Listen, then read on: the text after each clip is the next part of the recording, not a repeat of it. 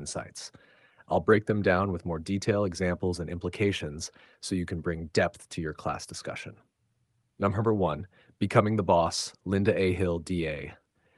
The transition to management is one of the toughest career shifts. New managers often stumble because they assume being the boss means authority, freedom, and control, when in fact it requires influence, relationship building, and a mindset shift. Key insights. One, misconceptions trap new managers. Myth, now I'm in charge, people will follow me. Reality, subordinates don't just obey, managers must build credibility and commitment. Implication, leadership is less about issuing directives and more about persuasion, fairness, and inspiration. Two, shift from doer to enabler. As an individual contributor, success equals personal performance. As a manager, success equals collective performance of the team. This identity shift can be painful. Who am I becoming? But it is essential for growth. Three, power of credibility. True managerial power comes from character, competence, and the ability to influence. Example, one manager gained respect by shifting from showing off his technical skills to listening to employees' ideas. Four, control commitment. Orders can trigger compliance, but not motivation. Real commitment emerges when employees feel ownership of goals and accountability for outcomes. Five, leading teams, not just individuals. Favoritism or isolated one-on-one focus can backfire. Effective managers monitor group dynamics, foster equitable treatment, and lead the team as a unit. Class discussion angle. How do you personally balance the urge to do it yourself versus empowering others to succeed? Share. What's one myth you held about leadership before becoming responsible for others? Two, what leaders really do? John P. Cotter. Core ent and leadership are distinct but complementary. Management keeps organizations orderly and consistent. Leadership drives change and adaptation. Organizations need both to thrive. Key insights. One, different jobs, same organization. Management, planning, budgeting, organizing, problem solving. Leadership will vision, alignment, motivation, inspiration. Both are necessary. Imbalance creates risk. Two, coping with complexity versus coping with change. Complexity stems from large organizations, management stabilizes. Change stems from volatility, leadership inspires adaptation. In today's world of disruption, leadership is more critical than ever. Three, setting direction versus planning. Leaders don't produce detailed plans, they articulate a compelling vision.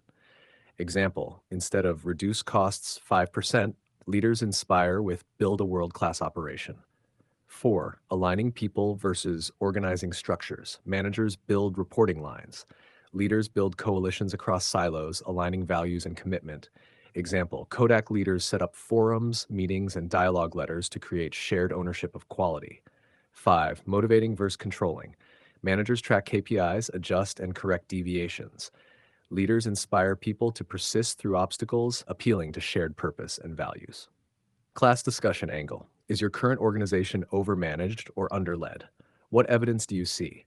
Can a single person truly be both an excellent manager and an excellent leader? And three, Eric Peterson at Biometra. A, core idea. Eric PU MBA graduate faces the classic sink or swim test of leadership while trying to launch Biometra's first product. His struggles highlight the gap between theory and practice in leadership. Key insights. One, thrown into the deep end, promoted from product manager to acting GM within months with little support. Expected mentorship evaporated when his VP left. He now reported to someone with little relevant experience.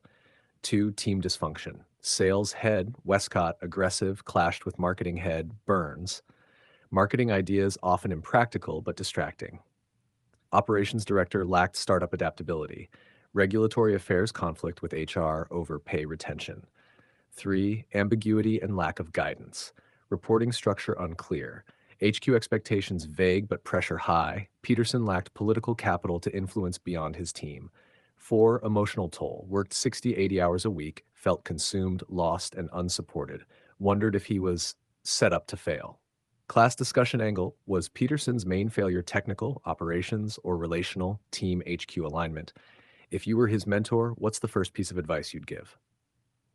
Four, Eric Peterson at Biometra. B, core idea. As deadlines slip, ROM headquarters intensifies. Peterson's case illustrates how leadership isn't only about technical competence, it's about influence, politics, and upward management. Key insights. One, Intensified oversight, visits from Knight and Harper, HQ losing confidence. Peterson is forced to defend plans without strong allies. 2. Failure to manage upward. Peterson undercommunicates problems, doesn't escalate issues effectively, misses opportunities to align expectations with HQ leadership. 3. Credibility and trust erode. Team conflict unresolved, HQ confidence shaky. Perception. Peterson lacks control and authority. 4. Political savvy missing. Peterson avoids confronting tough personalities and doesn't build a coalition of support. In Hill's terms, he mistakes authority for influence. 5. Leadership gap exposed. Good technical manager, weak political leader. Case shows that leadership is as much about managing context as managing content. Class discussion angle. Should Peterson have been more assertive with HQ or more diplomatic with his team? Could this situation have been salvaged, or was it doomed by structural issues from the start? Hash cross connections. Hill's misconceptions in Peterson. He believed authority was enough, underestimated politics, and focused on tasks over relationships. Cotter's framework in Peterson. He managed complexity, timelines, resources, but failed to lead change, vision, alignment, inspiration. Case relevance. Brings theory to life. This is what becoming the boss really looks like under pressure. Would you like me to now synthesize all four into a single structured PPT outline, cover plus us 15 slides, so you can walk through the theories